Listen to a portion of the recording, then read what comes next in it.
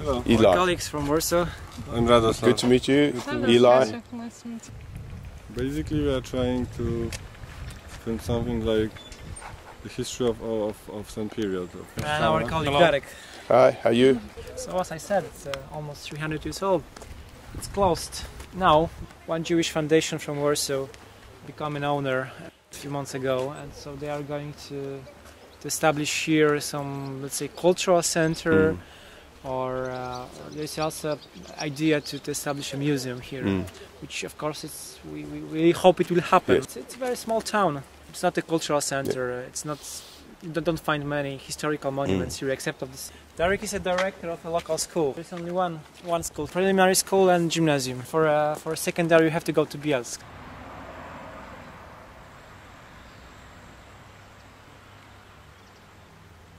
Budowało to jako zbór kalwiński. There's a legend that the building of synagogue was built at the very beginning as a Protestant church. No, zaczął się zamykać.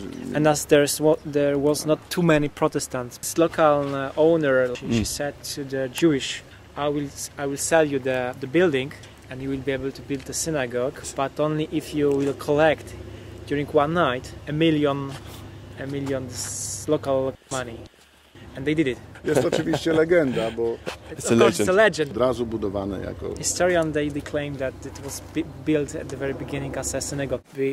Myself and Marek and Radek, they visited Tel Aviv and Haifa in Israel in last June to visit probably one of the last Jewish women who was born here and raised to get an interview and also for some material for the film. Her name is Sarah Weinstein, and she's a daughter of the richest Jewish man from Orlach. And so we know what's the information on the stone thanks to her. In the end of 19th century, beginning of 20th, we had a brilliant Orthodox priest here. He was a very, very wise man. He was a good friend of a local rabbi. Kilka wieków, no. Marek family lived in Orlach for many centuries. Oh, okay. He's from here for forever. He knows it from his grandparents. They often walking on Shabbos together to have a discussion. W 1938 roku.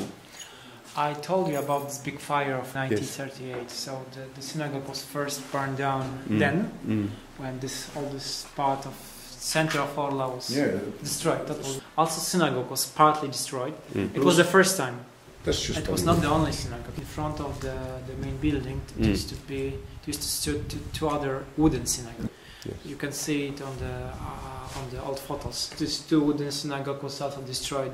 After this fire, the local Polish authority gave money for Jewish community to rebuild the synagogue. So before the war, the synagogue was open. So the anniversary of this big fire is on the 28th of May. So when Soviet troops came here in 1939, there was a Soviet rules here for 2 years, and after that German, as you know, in 1941. So Germans, of course, closed the synagogue, and it was organized a ghetto here. It was about more than 1,000 Jewish were closed in the ghetto. And the ghetto was destroyed in 1942. The people, Jewish, was killed in Treblinka. So after the war, it used to be a storage. The interior was divided. There was another level built.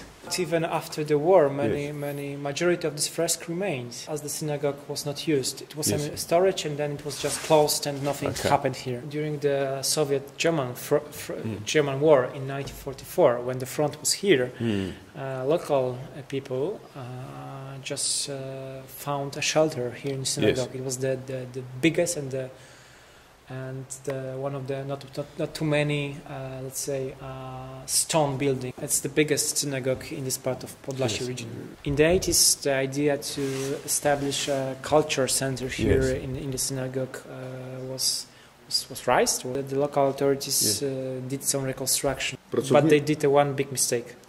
Tu były rusztowania. The workers destroyed the fresk. We had a very detailed documentation, historical documentation, photos and so on. So there is a chance that the fresk will be reconstructed. So the synagogue is used as let's say a place to organize some events. So, the owner of the synagogue is now the Jewish organization. So it's a big question if they found the money for reconstruction and what they are going to do inside. If they could create a museum of cultural center, it would be great and could benefit local community.